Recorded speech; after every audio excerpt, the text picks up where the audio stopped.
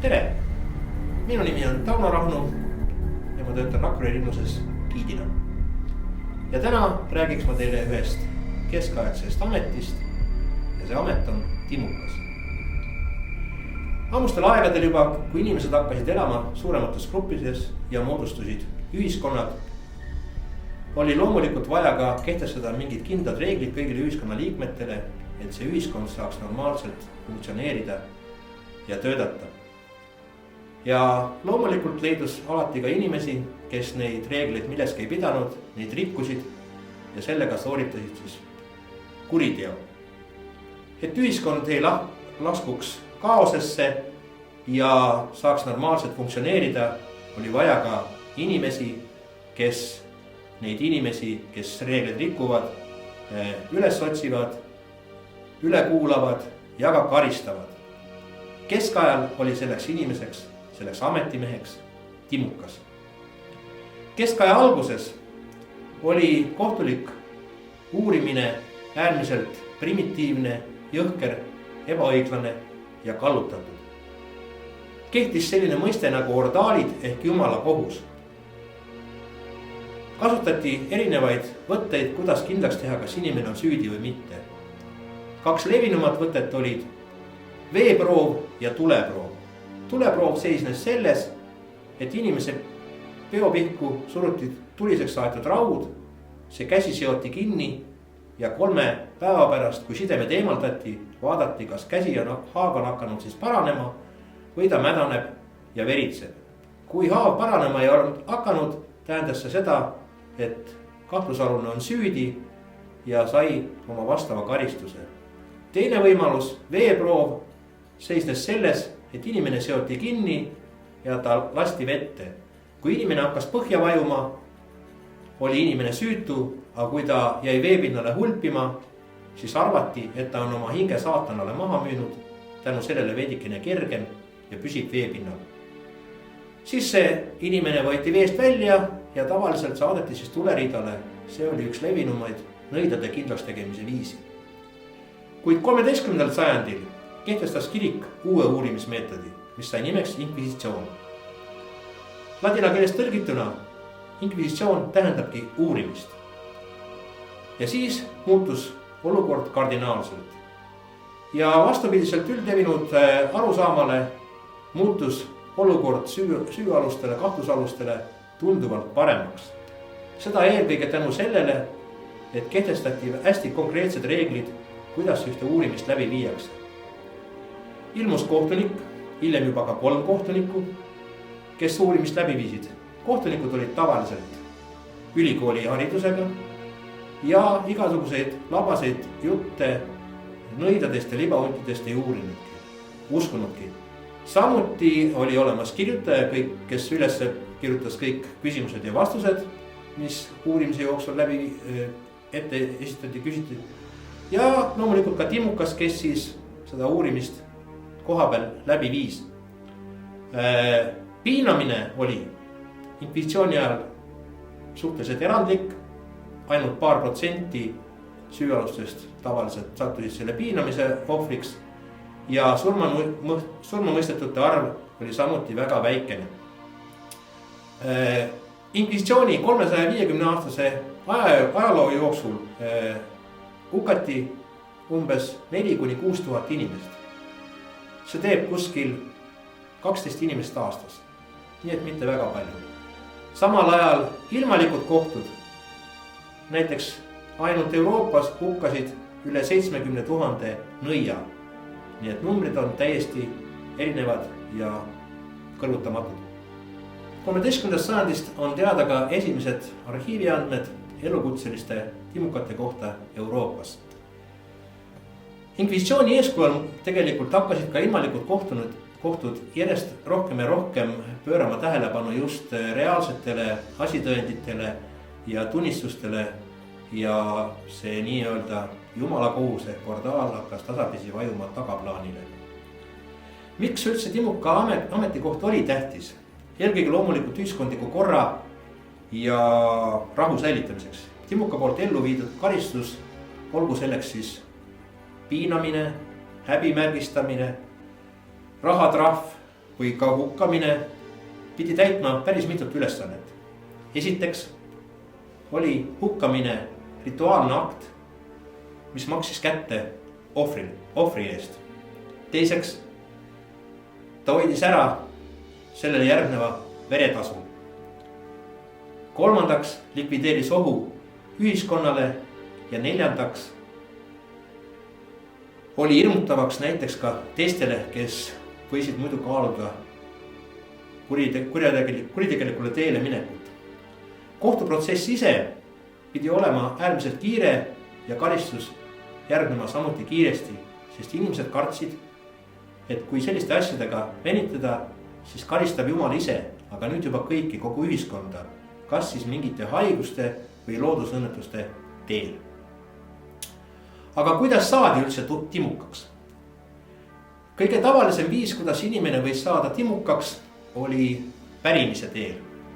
Kui sinu isa oli timukas, siis suure tõenäosusega oli see ka sinu tulevane ametikoht.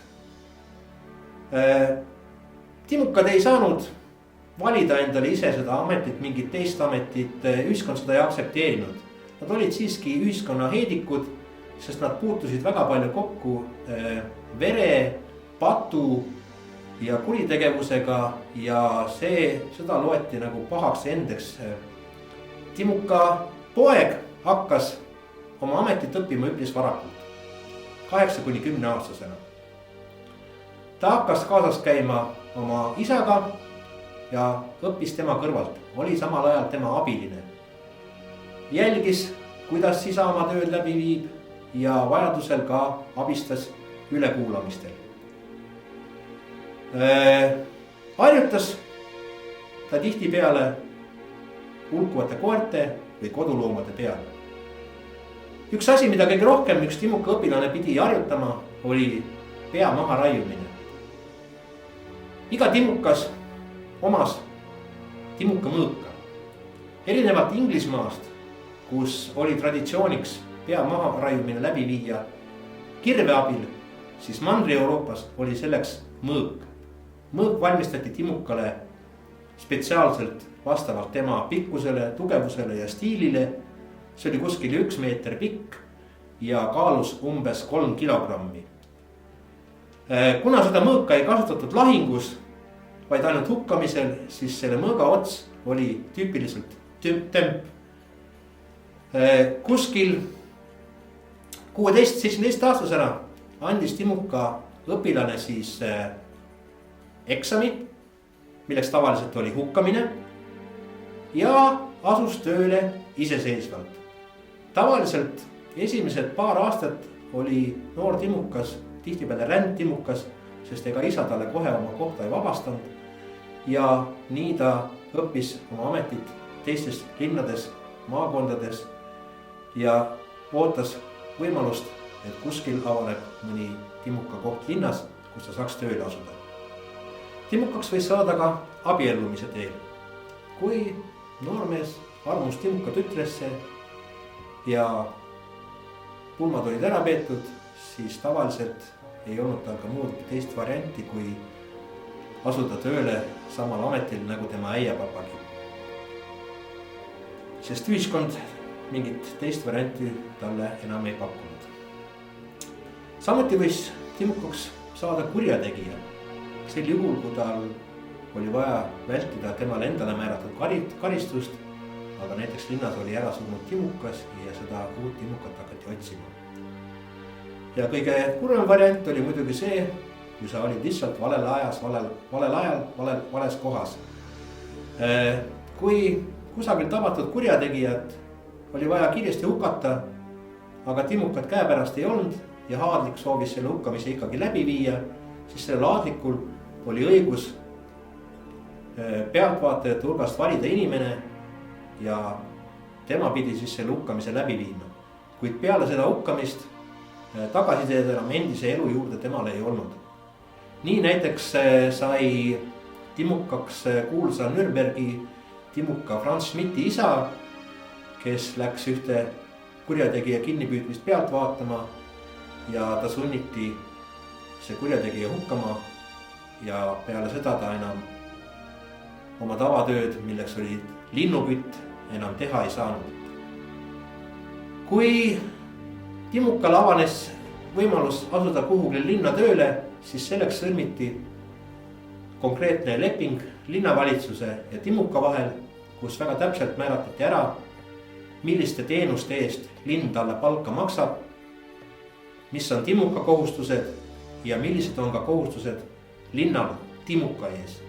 Tihtipeale näiteks andis linn Timukale siis kas korteri või maja, kus ta sai elama hakata. Timukas ise elas tavaliselt väljaspool linna piire, linnamüüride taga, eeslinnas. Timukas ei saanud olla linnakodanik. Teda ei võetud ühegi gildi liikmeks ja ta ei saanud olla ka tunnistaja kohtus. Tavaliselt olid neil keelatud ka siseneda kirikusse, sauna või kõrtsi. Aga see sõltus eelkõige ikkagi sellest, mis piirkonnast me räägime. Mõnedes piirkondades oli Timukal kirikusse sisenemine ikkagi lubatud. Ta seisis jumalateenistuse ajal kiriku välisukse juures ja võttis armuleiva vastu kõige viimasena. Ja tihtipeale kõrtsidesse, kõrtsi kuhugile kaugemasse nurka oli Timuka jaoks eraldi pandud väike lauake ja tool, kus siis Timukas sai istuda. Oli üpris levinud tava, et kõik, mis oli hukataval seljas allapoole vööd, ehk siis püksid ja jalanõud, see osa riietusest jäi peale hukkamist Timukale, kes siis võis selle kas endale jätta või maha müüa. Aga on üpriski selge, et paljalt oma Timuka tööga Timukas ennast ja oma pere üleval pidada ei jõudnud. Näiteks Nürnbergi kuulus Timukas Franz Schmidt. Tema oma 45-aastase karjääri jooksul hukkas kokku 361 inimest. See teeb siis umbes 8 inimest aastas. Seda pole just eriti palju ja seetõttu oli Timukal tihtipeale palju lisaülesandeid, mis võimaldasid tal siis saada ka sissetulekut mujalt. Aga need ülesanded olid alati väga konkreetselt ka linnavalitsusega sõlmitud lepingus ära märgitud. Ja näiteks allusid Timukale linnaprostituudid. Timukas jälgis nende tööd, kaitses neid, lahendas nende tülisid ja ajas linnast välja ka võõraid rändprostituute ja selle kaitse ja hoolitsuse eest siis bordellid maksid Timukale eraldi tasu. Tihtipeale asetsesidki lõbumajad ja Timuka maja ühel ja samal tänaval, et nii oli siis võimalik ka seda tööd tunduvalt mugavamalt teha. Kui saabus Euroopas reformatsioon, siis enamus bordelle suleti ja Timukad kaotasid selle osa oma sissetulekust, kuid tihtipeale kompenseeriti see kaotus neile palgatõusuga. Samuti võisid Timukad olla ka mängupõrgute järelvaatajad ja hoida seal korda ja jälgida, et seal ei tegeletaks pettusega. Samuti puhastasid Timukad linna avalikke käimlaid ja said selle eest eraldi tasu. See töö jäi Timukate kätte kuni 18. sajandini. Hiljem juba hakati palkama selle jaoks eraldi inimesi. Timukal oli õigus käia ka komandeeringus väiksemates naaberlinnades ja teha ka nii-öelda haltuuraotsi linna ümbritsevate aadlike juurde, kes soovisid oma aladel kedagi karistada. Märkimisväärse osa oma sissetulekust said Timukad ka hukatavate kehaosadega kauplemisest ja ravimite müügist, mida nad ise valmistasid. Samuti töötasid paljud Timukad ravitsejatena. Oma töö iseloomu tõttu olid nad väga hästi informeeritud selle kohta, kuidas üks inimese keha funktsioneerib ja oskasid inimesi ravida tegelikult tunduvalt paremini kui õpetatud arstid, saunamehed või habemeajajad. Ka pidi Timukas ravitsemist oskama juba tänu sellele, et kui ülekulatav oli, teda oli piinatud ja tal oli määratud näiteks surmanuhtlus, siis see hukatav pidi suutma ise tõusta tapalavale, ehk siis peale piinamist Timukas hoolitses tema eest, et ta oleks võimeline sinna tapalavale tõusma. Timukas võis raha teenida ka altkäemaksuga. Tihtipeale hukatava omaksed, soovides siis kergendada selle hukatava lahkumist siit ilmast, maksid Timukale altkäemaksu ja Timukas siis hoolitses selle eest, et surm saabuks võimalikult valutult ja kiirelt. Näiteks tihtipeale tulleridale saadetavatele nõidadele sidus Timukas kaela püssirohu kotikese ja kui leegid olid jõudnud juba nii kõrgele, siis püssirohu kotike plahvatas, hukatav kaotas teadvuse ja ei pidanud enam piinlema. Tihtipeale ka Timukad kägistasid hukatavat, et see oli pool teadvusel ja ei saanud enam aru, mis temaga tegelikult toimub. Kuid seda kõike pidi Timukas tegema äärmiselt ettevaatlikult, et rahvas, kes oli kogunenud vaatama hukkamist, ei saaks aru, et teda on petetud, sest vastasel juhul võis tihtipeale rahva vaen ja viha pöörduda Timuka enda vastu. Timuka ülesandeks ei olnud ainult hukkamine, vaid ta võttis osa ka kohtumenetlustest, ülekuulamistest ja kui vajadus oli, siis ka sooritas piinamisi. Kõige levinumad piinamisviisid tol ajal olid tulega kõrvetamine, jala või käekruvid, kuhu vahele pandi käed ja jalad ja neid siis pitsitati. Samuti venituspingid ja strappado ehk siis piinamisviis, kus selja taha kinni seotud käsi pidi tõmmati hukatavat ülespoole, samal ajal kui tema enda keha raskus siis kiskus teda allapoole tagasi. See oli äärmiselt valulik piinamisviis ja tihtipeale seda palju ei olnudki vaja teha, et inimene tulistaks üles ükskõik, mis talle siis ka süüks pandi. Küll aga ei kandnud Timukas maski, nagu me seda tihtipeale filmides näeme. Linna Timukas oli linna just kõige tuntum isik ja vajadust oma nägu varjata lihtsalt polnud. Kõik teadsid, kes on Timukas, kus ta elab, kes on ta naine, kes on ta lapsed. Need maskid ilmusid maalidele alles 19. sajandil. Keskaegsetel joonistustel, gravüüridel neid maske näha ei ole. Mis puudutab aga Timuka riietust, siis ka seal ei olnud mitte mingit kindlat vormi, nagu me tihtipeale näeme, kas siis mustas või punases, vaid Timukas võis kanda üpriski täpselt seda, mida ta ise tahtis. Ja kuna keskajal oli ikkagi nii, et inimese rikkust näitas tema riietus, siis jooniste pealt on näha, et tegelikult Timukad olid riietatud suhteliselt hästi, vahel isegi keigarlikult ja ei erinenud paljust teistest keskklassi inimestest linnas.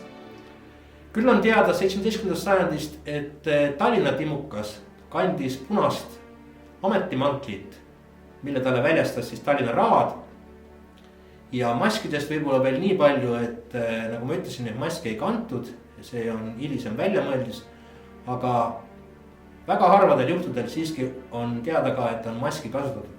Näiteks 17. sajandil Inglismaal, kui hukati kuningas Charles I Oliver Cromwelli poolt, siis tol juhul oli tõesti Timukal peas mask, et varjatada tema nägu, et kuninga poolehoidjad ei saaks siis talle hiljem kätte maksta.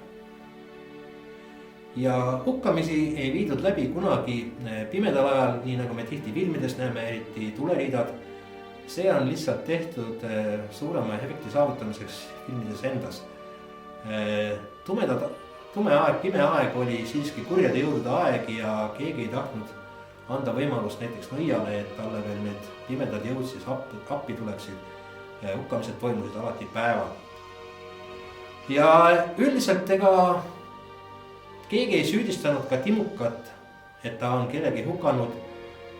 Tema oli ainult õigluse tööriist ja ei pidanud selle pärast muretsema, et keegi tema vastu nüüd pikka vimma peab. Loomulikult oma pika karjääri jooksul võis Timukale siiski tekkida piisav hulk inimesi, kes võisid omada mingit soovi talle kätte maksta. Seetõttu polnud ka arvad juhused, kui linnavalitsus eraldas Timukale ihukaitsjad, kes teda saatsid ja tema töös aitasid. Ja seetõttu siis garanteerisid tema ohutuse linnas. Kui Timukat kutsuti linnast välja kuhugile tööle, siis pidi see aadlik või teise linna valitsus garanteerima ka tema ohutuse selle töö läbiviimisel. Kui Timukas muutus liiga vanaks ja nõrgaks juba, et oma tööga enam hakkama ei saanud, siis Timukas läkski ära pensionile ja üritas siis tavaliselt võimalusel anda oma ametikoht edasi oma pojale või siis palkas linn juba uue Timuka, vana pensionile läinud Timuka asemele. Ja kui Timukas oli oma tööd hästi teinud, hoolikalt teinud ja temal ei olnud etteheiteid, siis polnud ka arvad juhused, kui linn maksis Timukale pensioni kuni tema surmani. Timuka isik oli siiski Euroopas nii-öelda persona non grata, temaga läbikäimine, tema puutumine oli tabu ja tihtipeale kasutasid mõned õelamad aadlikud näiteks või valitsejad seda ära. Kui sooviti karistada kedagi, siis näiteks võidi karistuseks määrata õhtusöök Timuka majas. See oli väga karm karistus, sest peale sellist õhtusööki selle inimesega tema klassikaaslased nii-öelda siis, millisesse klassi ta kuulus, keegi tahtnud temaga enam suhelda peale seda. Seda Timukaga kokkupuutumist tuleb silmas pidada ka loomulikult neil juhtudel, kui me räägime lihtsalt inimestest, kes olid sattunud kohtuliku uurimise alla. Isegi kui kohtualuse jaoks lõplik kohtuotsus oli positiivne ja ta mõisteti õigeks, siis kuna ta oli ikkagi kokku puutunud Timukaga, siis oli äärmiselt raske tal pärast saavutada täpselt sama staatus ühiskonnas, kui see oli olnud enne kohtu alla sattumist. Seetõttu võime täheldada ka, et hiliskeskaja lõpus tehti äärmiselt suuri õiguslikke jõupingutusi selleks, et tõsta Timukate staatus tavainimestega võrdseks, siis võib öelda, et vältida neid stigmatiseerimisi nende suhtes, kes olid kohtu alla sattunud. Just sel ajal kaovadki kõnepruugist igasugused halvustavad terminid Timuku kohta ja temast räägitakse kui lihtsalt ühest oma ala meistrist. Sellega ma lõpetakski meie loengu. Tänan tähelepanu eest ja kohtumiseni Rakvere linnuses.